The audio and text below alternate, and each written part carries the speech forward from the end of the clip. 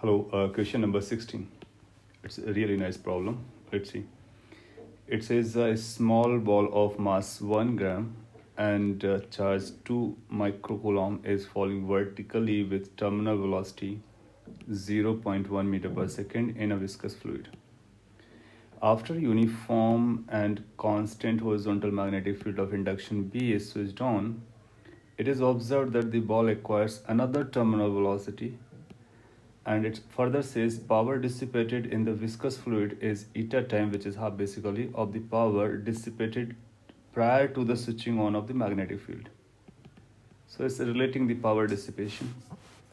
Question asks at what maximum value of magnetic induction is this possible?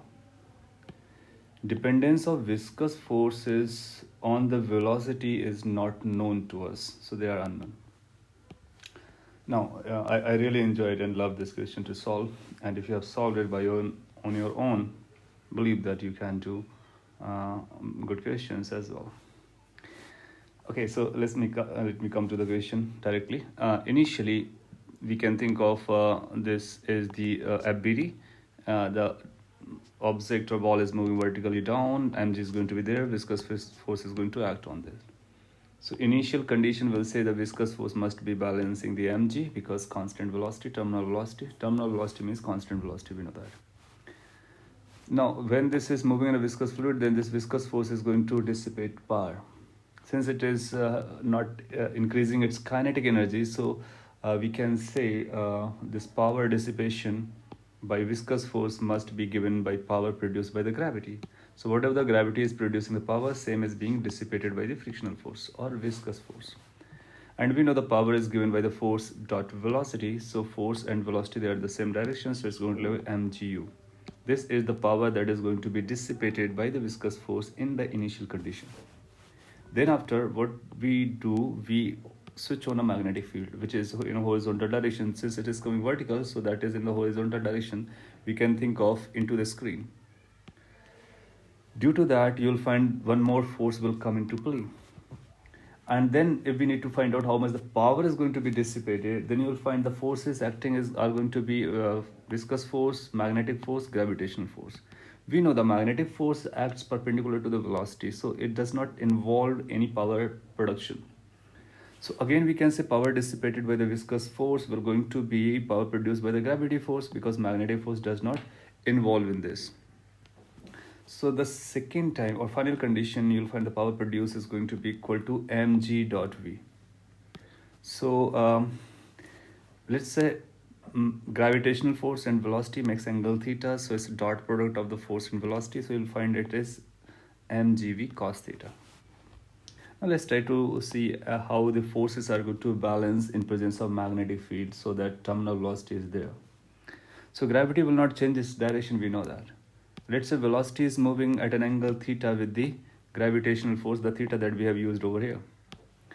Now, if this ball is moving in this direction, then you find viscous force is opposite to the direction of velocity. So it has to be along the velocity, on the line of the velocity, but opposite direction.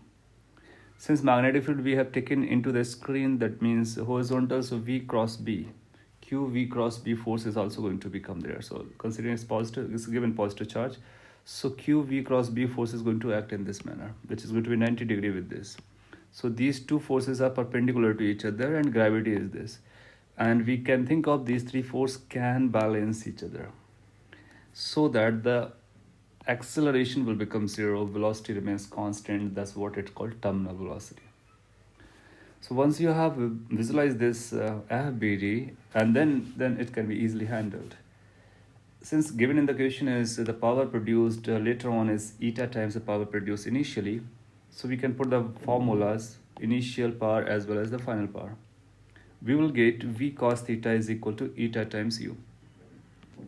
Now, V is not known to us, theta is not known to us, and the product of V cos theta is eta times U.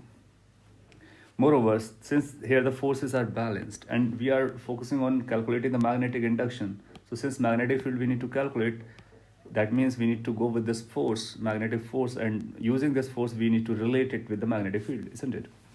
Yeah, of course. So you'll find the forces on this must be balanced.